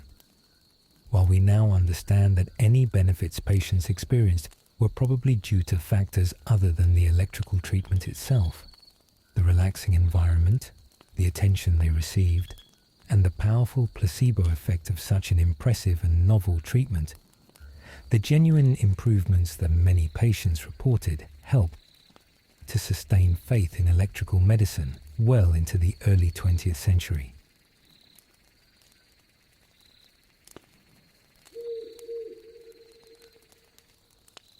Congratulations. You're now living in an era where respectable Victorian couples are installing electrical apparatus in their bedrooms, and somehow this is considered the height of modern marital care, rather than grounds for immediate divorce proceedings. The intersection of electricity, sleep, and Victorian domestic life created some of the most peculiar chapters in the history of medical innovation, as physicians began to recommend that electrical treatments be administered in the privacy of the marital bedroom rather than in clinical settings.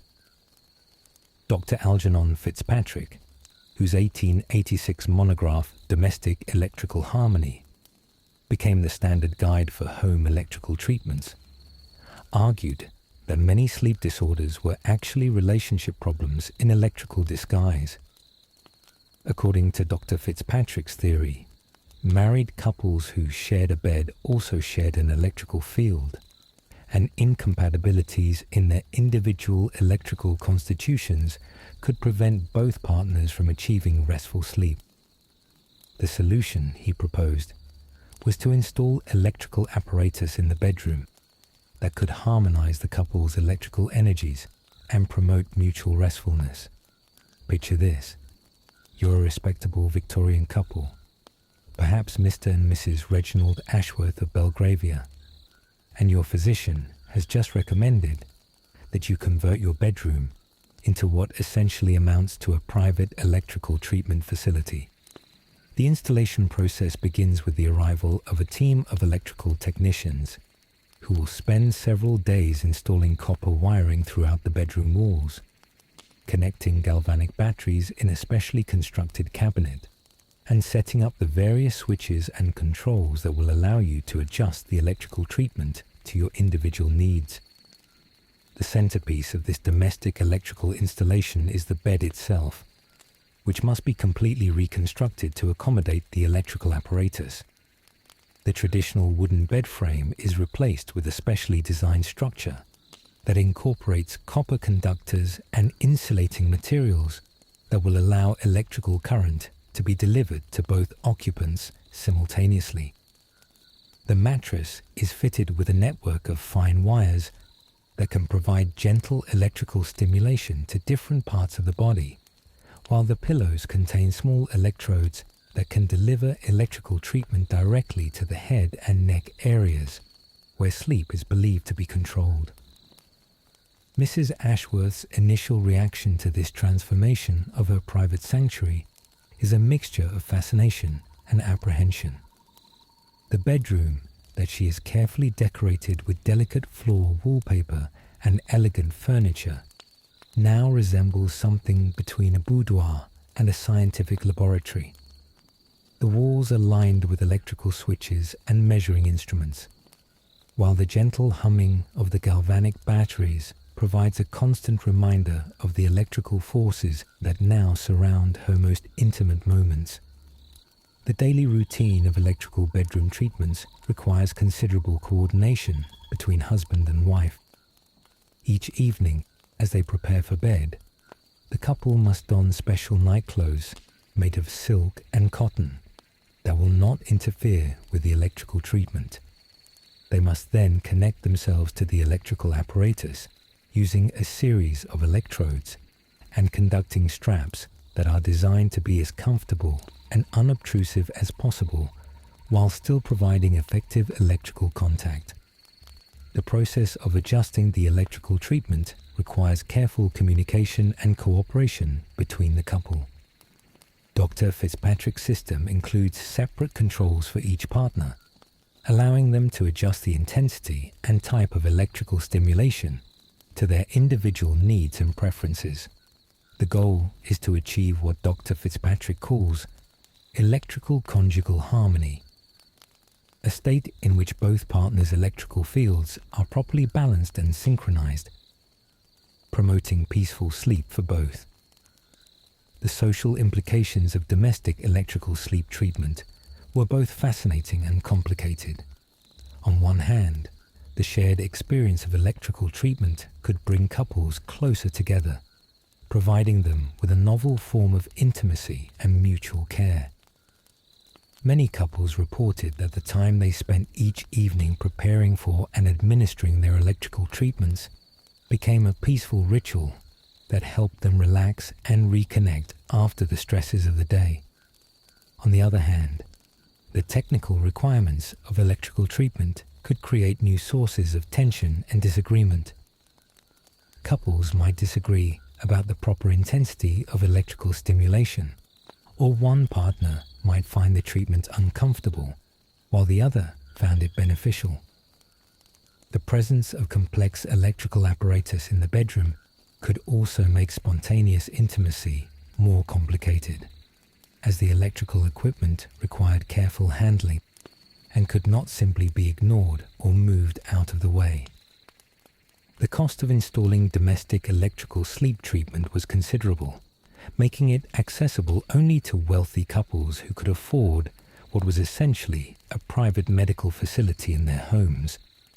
The initial installation might cost several £100s, equivalent to many thousands of pounds in today's money, while the ongoing maintenance and operation of the electrical apparatus required regular visits from trained technicians who could adjust and repair the complex equipment.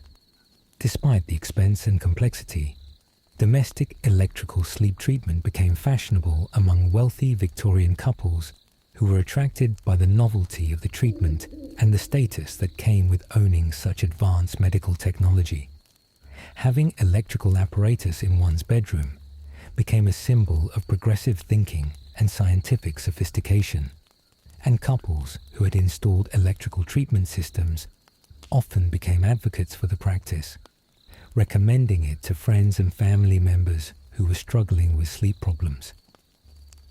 Let's talk about what happened when Victorian physicians decided that children's sleep problems could also be solved through electrical intervention, because nothing says progressive parenting like tucking your toddler into an electrified crib.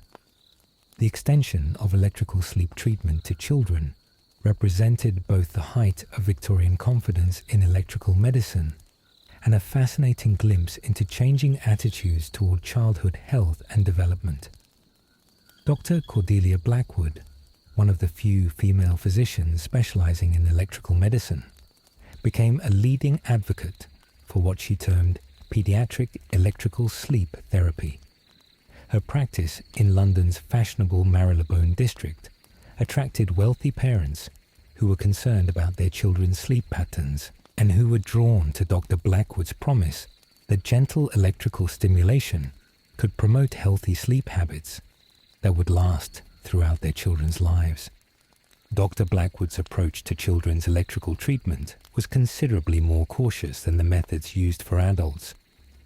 She recognized that children's nervous systems were more delicate and more sensitive to electrical stimulation, and she developed specialized equipment that could deliver extremely mild electrical currents that were barely perceptible even to adult patients.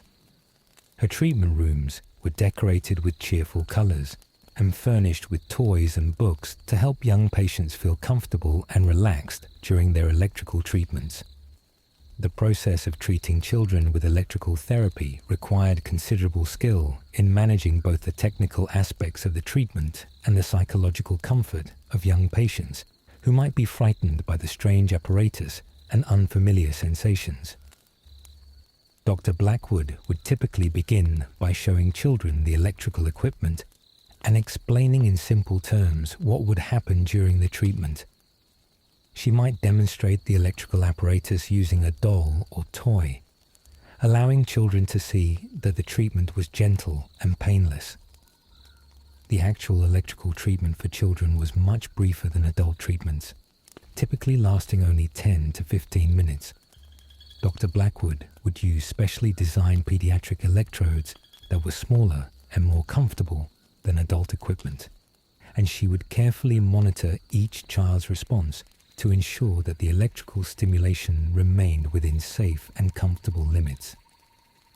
Many children reported that the electrical treatment felt like gentle tickling or warm tingling, and some even looked forward to their visits to Dr. Blackwood's clinic.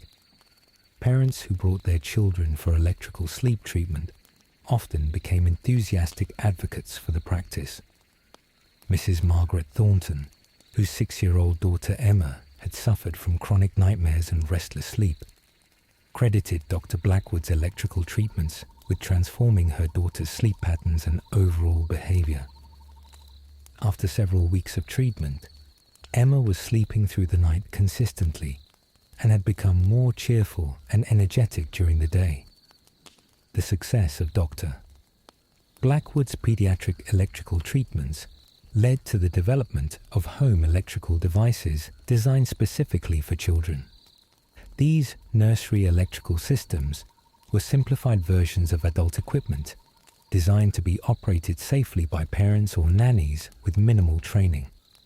The devices typically consisted of a small galvanic battery connected to gentle electrodes that could be placed on a child's temples or wrists during bedtime preparation.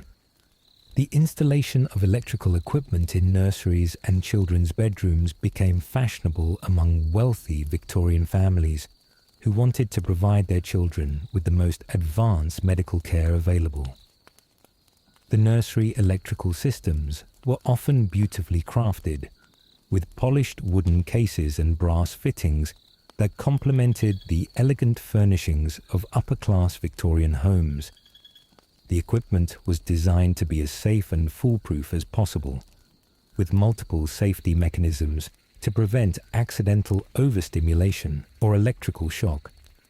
The daily routine of administering electrical treatment to children became incorporated into bedtime rituals in many fashionable households.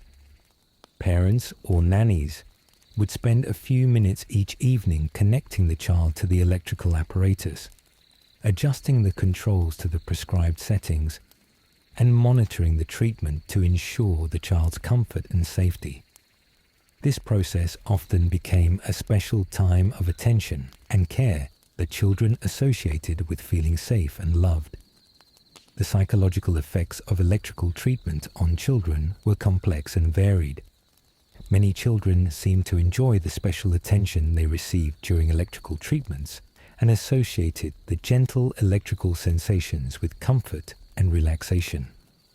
The ritualistic aspects of the treatment, the careful preparation, the gentle application of electrodes, and the quiet time spent receiving treatment may have been as important as any physical effects of the electrical stimulation itself. Picture this: you're living in an era where wealthy Victorian households are installing electrical sleep treatment systems, not just for the family members, but also for their domestic servants, which sounds progressive until you realize this was probably motivated more by the desire for well-rested, efficient help than by genuine concern for servant welfare. The extension of electrical medicine to servants' quarters provides a fascinating glimpse into the complex social dynamics of Victorian domestic life and the intersection of medical innovation with class relationships. Lord and Lady Pemberton of Grosvenor Square were among the first to install electrical treatment systems in their servants' quarters, following the advice of Dr. Marcus Whitfield, who argued that household efficiency could be significantly improved by ensuring that domestic staff received adequate restorative sleep. The Pembertons' decision was motivated partly by humanitarian concerns. They genuinely believed that electrical treatment would improve their servants' health and well-being, but also by practical considerations about maintaining a smoothly functioning household. The installation of electrical equipment in servants' quarters was considerably more basic than the elaborate systems installed in family bedrooms. The servants' electrical system consisted of a simple galvanic battery connected to basic electrodes that could be used by multiple servants on a rotating basis. The equipment was housed in a plain wooden cabinet in the servants' hall. An operation of the system was supervised by the housekeeper, who had been trained by Dr. Whitfield in the basic principles of electrical sleep therapy. The daily routine of electrical treatment for servants was carefully organized to minimize disruption to household operations, while maximizing the supposed benefits of the therapy. Each evening, after the day's work was complete, servants would take turns receiving 15-minute electrical treatments in a small room that had been converted for this purpose in the basement of the house. The housekeeper would supervise each session, adjusting the electrical current according to Dr. Whitfield's instructions and monitoring each servant's response to the treatment. The servants' reactions to electrical treatment were mixed and reflected the complex power dynamics of Victorian domestic service. Many servants were initially suspicious of the electrical apparatus, viewing it as another example of their employer's eccentric enthusiasms that they were expected to accommodate without complaint. However, as the treatments continued, many servants reported that they genuinely felt more rested and energetic, and some even began to look forward to their evening electrical sessions as a brief respite from the demands of their work. Mary Sullivan, who worked as a housemaid for the Pembertons, later described her experiences with electrical treatment in letters to her sister in Ireland. She wrote that the electrical sensations were most peculiar but not unpleasant, and that she found herself sleeping more soundly after beginning the treatments. More importantly, from her perspective, she noticed that she felt less tired during the day and was better able to manage the physical demands of her work. The social dynamics surrounding servant electrical treatment were complex and sometimes problematic. While some employers genuinely believed they were providing beneficial medical care for their staff, others seemed to view electrical treatment primarily as a way to extract more efficient work from their servants. The fact that electrical treatment was expensive and technologically advanced gave it a certain prestige value that allowed employers to feel progressive and benevolent while still maintaining traditional hierarchical relationships.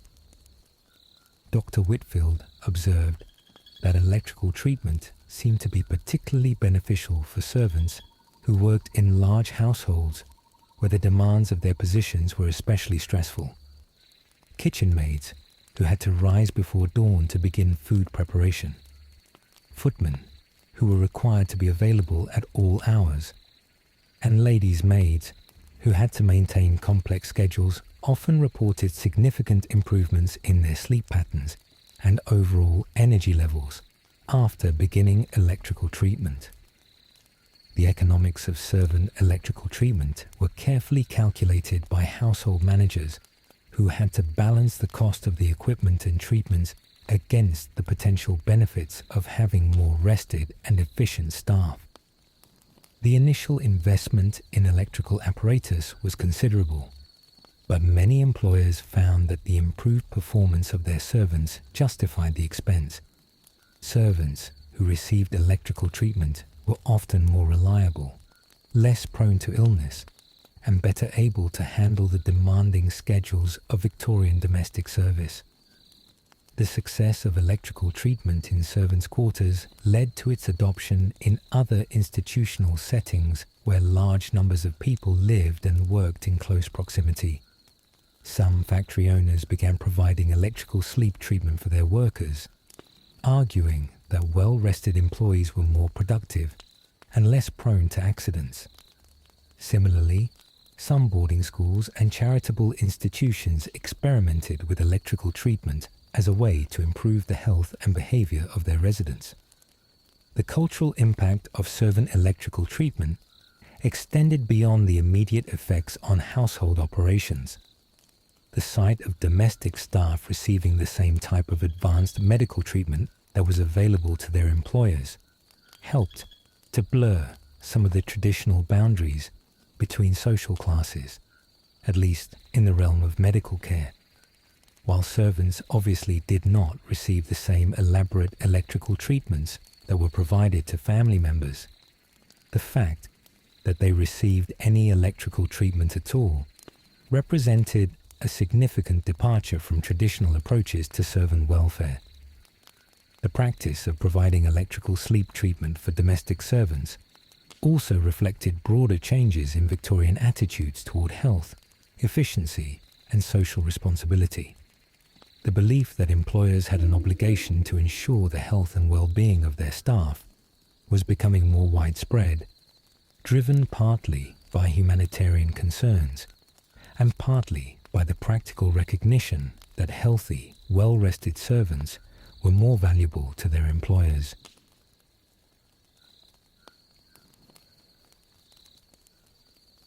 Picture this.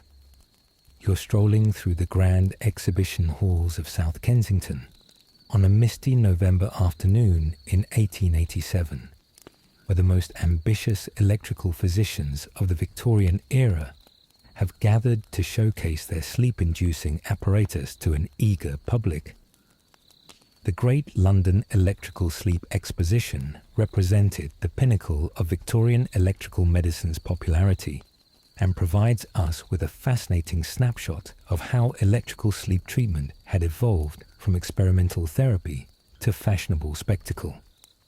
The exposition was the brainchild of Professor Nathaniel Blackthorne, no relation to our earlier Dr. Cornelius, despite the similar surname, who had recognized that public demonstrations of electrical sleep therapy could both educate the public about the benefits of electrical medicine and attract new patients to the various clinics represented at the exhibition.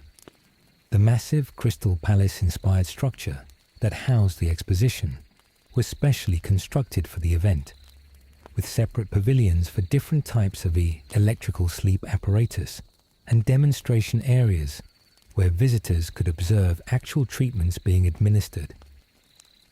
The centerpiece of the exposition was Professor Blackthorne's Morpheus Electrical Amphitheatre, a circular demonstration space surrounded by tiered seating that could accommodate up to 300 spectators. Here, volunteer patients would undergo electrical sleep treatments while Professor Blackthorne provided running commentary about the scientific principles underlying the therapy. The amphitheatre was equipped with the most advanced electrical apparatus available, including multiple galvanic batteries, precision measuring instruments, and an elaborate system of overhead conductors that created what Professor Blackthorne claimed was an optimal electrical environment for inducing natural sleep. The daily demonstration schedule at the exposition was carefully organized to showcase different types of electrical sleep treatment to different audiences. Morning sessions were typically reserved for medical professionals and serious students of electrical therapy who were interested in the technical details of treatment protocols and equipment specifications. Afternoon demonstrations were designed for the general public, with emphasis on the practical benefits of electrical treatment and testimonials from satisfied patients. Evening sessions often took on an almost theatrical quality, with dramatic lighting effects and musical accompaniment that enhanced the spectacle of electrical sleep induction. Dr. Margaret Thornfield, whose practice we encountered earlier, had her own pavilion at the exposition, where she demonstrated her specialized techniques for treating women and children with electrical therapy. Her exhibition space was decorated to resemble an elegant Victorian parlor, with comfortable furniture and soothing colors that emphasized the gentle, nurturing aspects of electrical treatment.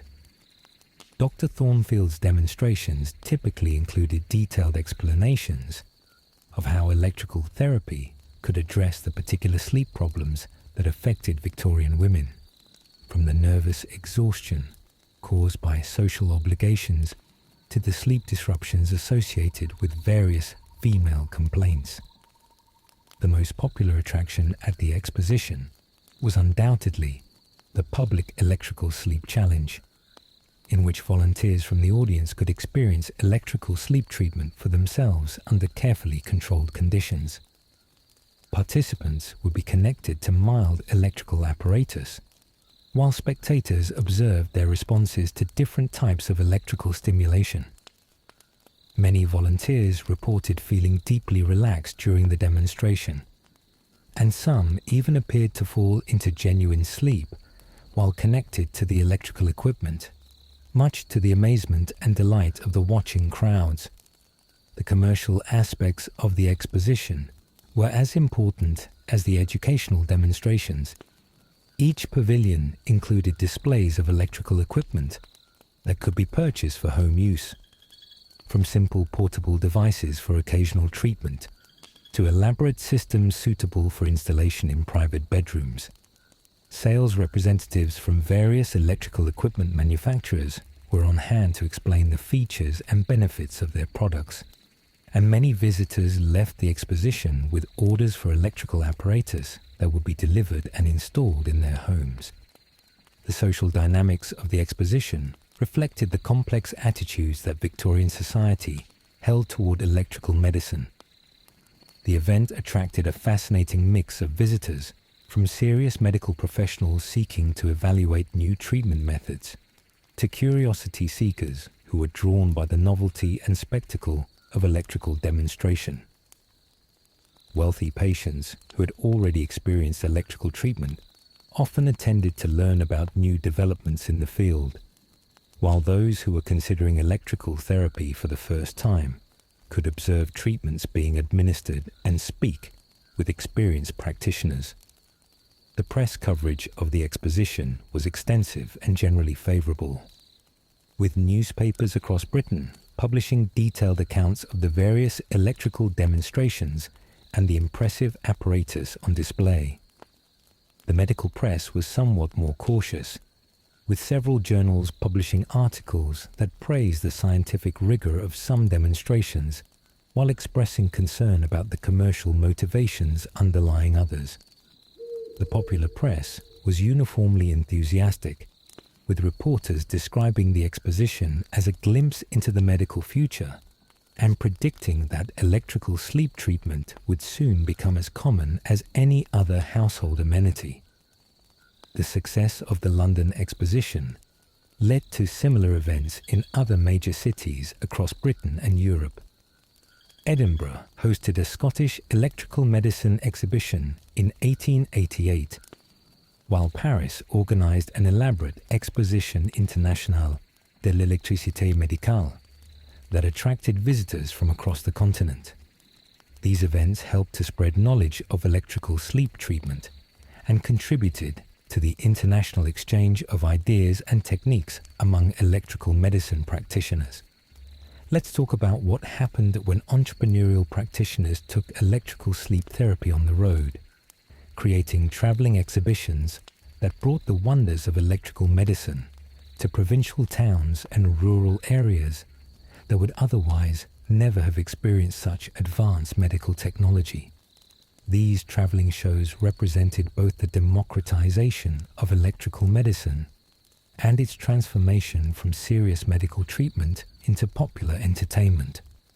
Professor Voltaire Maximus, whose real name was probably something considerably more pedestrian, became the most famous of the travelling electrical sleep practitioners through his elaborate Morpheus electric travelling laboratory. His company consisted of 3 large wagons filled with electrical apparatus, a portable exhibition tent that could accommodate up to 200 spectators, and a team of assistants who helped set up and operate the complex electrical equipment required for public demonstrations. Professor Maximus's arrival in a small market town was always a major event that generated excitement and controversy in equal measure. His advance agents would arrive several days before the main company, posting colourful advertisements that promised miraculous cures for insomnia, nervous exhaustion, and a variety of other ailments through the power of controlled electricity. The advertisements typically featured dramatic illustrations of electrical apparatus and testimonials from satisfied patients who claimed to have experienced remarkable recoveries after receiving Professor Maximus's treatments.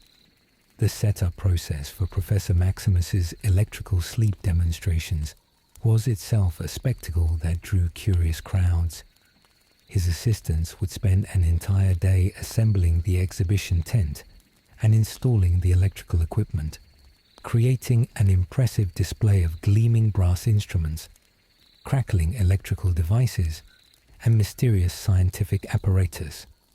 The professor himself would often supervise this process, while wearing an elaborate costume that combined elements of academic dress with theatrical flair, reinforcing his image as both a serious scientist and an entertaining showman. The actual demonstrations that Professor Maximus presented were carefully choreographed performances that combined genuine electrical treatment with theatrical elements designed to impress and entertain his audiences. He would typically begin with a lecture about the scientific principles underlying electrical sleep therapy, using charts and diagrams to explain how electrical currents could influence the nervous system and promote natural sleep. This educational component served both to establish his scientific credentials and to build anticipation for the electrical demonstrations that would follow. The centerpiece of Professor Maximus's show was always the grand electrical sleep induction, in which volunteers from the audience would be invited to experience electrical treatment while spectators observed their responses. The professor would carefully select his volunteers, choosing individuals who appeared to be good candidates for electrical treatment and who would likely respond positively to the experience. The volunteer would be connected to electrical apparatus, while Professor Maximus gradually increased the current and provided commentary about the effects of electrical stimulation on the nervous system. Many volunteers reported genuinely positive experiences during these public electrical treatments. The mild electrical current, combined with the relaxing atmosphere of the demonstration and the focused attention of the audience, often produced a state of deep relaxation that participants found pleasant and refreshing. Some volunteers appeared to fall asleep during the demonstration, which never failed to impress the watching crowd and validate Professor Maximus's claims about the sleep-inducing power of electrical treatment. The commercial aspects of Professor Maximus's traveling show were as important as the entertainment value. After each demonstration, audience members would be invited to purchase portable electrical devices that could be used for home treatment, or to schedule private consultations with the professor for more serious medical problems.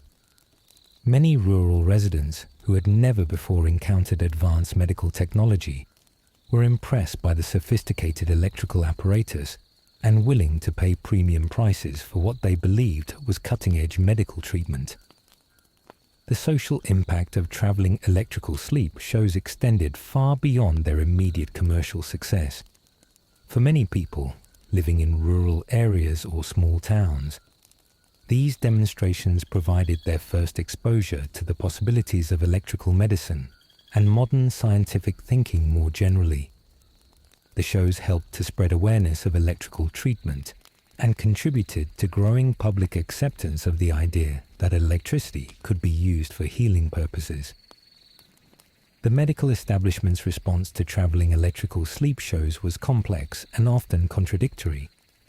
While many physicians dismissed the shows as mere entertainment with little therapeutic value, others recognized that they were introducing beneficial treatments to populations that would otherwise have limited access to advanced medical care. Some medical journals published articles criticizing the commercial motivations of traveling electrical practitioners, while others praised their efforts to educate the public about the potential benefits of electrical therapy. Congratulations, you're now living in an era where electrical sleep therapy has become so fashionable that even the royal family is interested in witnessing demonstrations of this miraculous new treatment, which sounds like the ultimate validation of Victorian electrical medicine until you realize that royal endorsement might have more to do with curiosity than with genuine medical need. The most prestigious event in the history of Victorian electrical sleep therapy occurred in the spring of 1889, when Dr. Reginald Ashworth received a royal command to present a demonstration of electrical sleep treatment at Windsor Castle for Queen Victoria and selected members of the court. This unprecedented invitation represented the pinnacle of electrical medicine's social acceptance and provided an opportunity for the most advanced practitioners to showcase their methods to the highest levels of British society. Dr. Ashworth's selection for this honour was the result of his reputation as one of the most scientific and respectable practitioners of electrical medicine in Britain. Unlike some of his more theatrical colleagues, Dr. Ashworth had built his practice on careful research, systematic treatment protocols, and detailed documentation of patient outcomes. His clinic in Harley Street had attracted a distinguished clientele that included members of Parliament, prominent merchants, and even some minor members of the nobility who had experienced success with his electrical treatments. The preparation for the royal demonstration required months of careful planning and coordination with court officials who were responsible for ensuring that any medical procedures conducted at Windsor Castle met the highest standards of safety and propriety. Dr. Ashworth worked closely with the royal physicians to develop a presentation that would be both informative and appropriate for the royal audience, while also demonstrating the genuine therapeutic potential of electrical sleep treatment. The electrical equipment that Dr. Ashworth brought to Windsor Castle represented the finest examples of Victorian electrical medical technology. His apparatus was housed in specially crafted wooden cases made by royal cabinet makers, with brass fittings and velvet-lined compartments that reflected the prestige of the occasion. The galvanic batteries were the most advanced available, capable of producing precisely controlled electrical currents with minimal variation or fluctuation. Every component of the equipment was polished to perfection and tested repeatedly to ensure flawless operation during the royal demonstration. The demonstration itself took place in one of Windsor Castle's private reception rooms that had been specially prepared for the occasion. Heavy curtains were drawn to create an atmosphere of quiet concentration, while comfortable chairs were arranged to allow the royal audience to observe the proceedings without interfering with the electrical equipment. Dr. Ashworth had brought several volunteer patients who had previously experienced success with his electrical treatments and who had agreed to participate in the demonstration. Queen Victoria herself observed the proceedings with what court observers described as keen interest and occasional skepticism. The Queen was known for her cautious approach to medical innovations, and she asked detailed questions about the scientific basis for electrical treatment and the safety precautions that Dr. Ashworth employed. Her particular concern was whether electrical treatment might have any adverse effects on patients who had heart conditions or other serious medical problems. The actual electrical sleep demonstration proceeded flawlessly, with volunteer patients experiencing the same gentle relaxation and drowsiness that Dr. Ashworth regularly achieved in his private practice. One volunteer, a middle-aged gentleman who had struggled with chronic insomnia for several years, appeared to fall into genuine sleep during the treatment, much to the amazement of the royal observers. Dr. Ashworth provided careful commentary throughout the demonstration, explaining the physiological mechanisms that he believed were responsible for the therapeutic effects of electrical stimulation. The Queen's response to the demonstration was cautiously positive. While she did not immediately commission electrical sleep treatments for herself or other members of the royal family, she expressed appreciation for Dr. Ashworth's scientific approach and his obvious concern for patient safety. More importantly, she indicated that she would be interested in receiving regular reports about developments in electrical medicine and the outcomes achieved by reputable practitioners. The Royal Command performance had enormous impact on the public perception of electrical sleep therapy. Newspapers across Britain published detailed accounts of the demonstration, emphasizing the Queen's interest in this advanced medical treatment and the impressive results that Dr. Ashworth had achieved. The fact that electrical medicine had been deemed worthy of royal attention provided powerful validation for practitioners who had been working to establish their field as a legitimate branch of medicine. The commercial consequences of the royal demonstration were immediate and significant.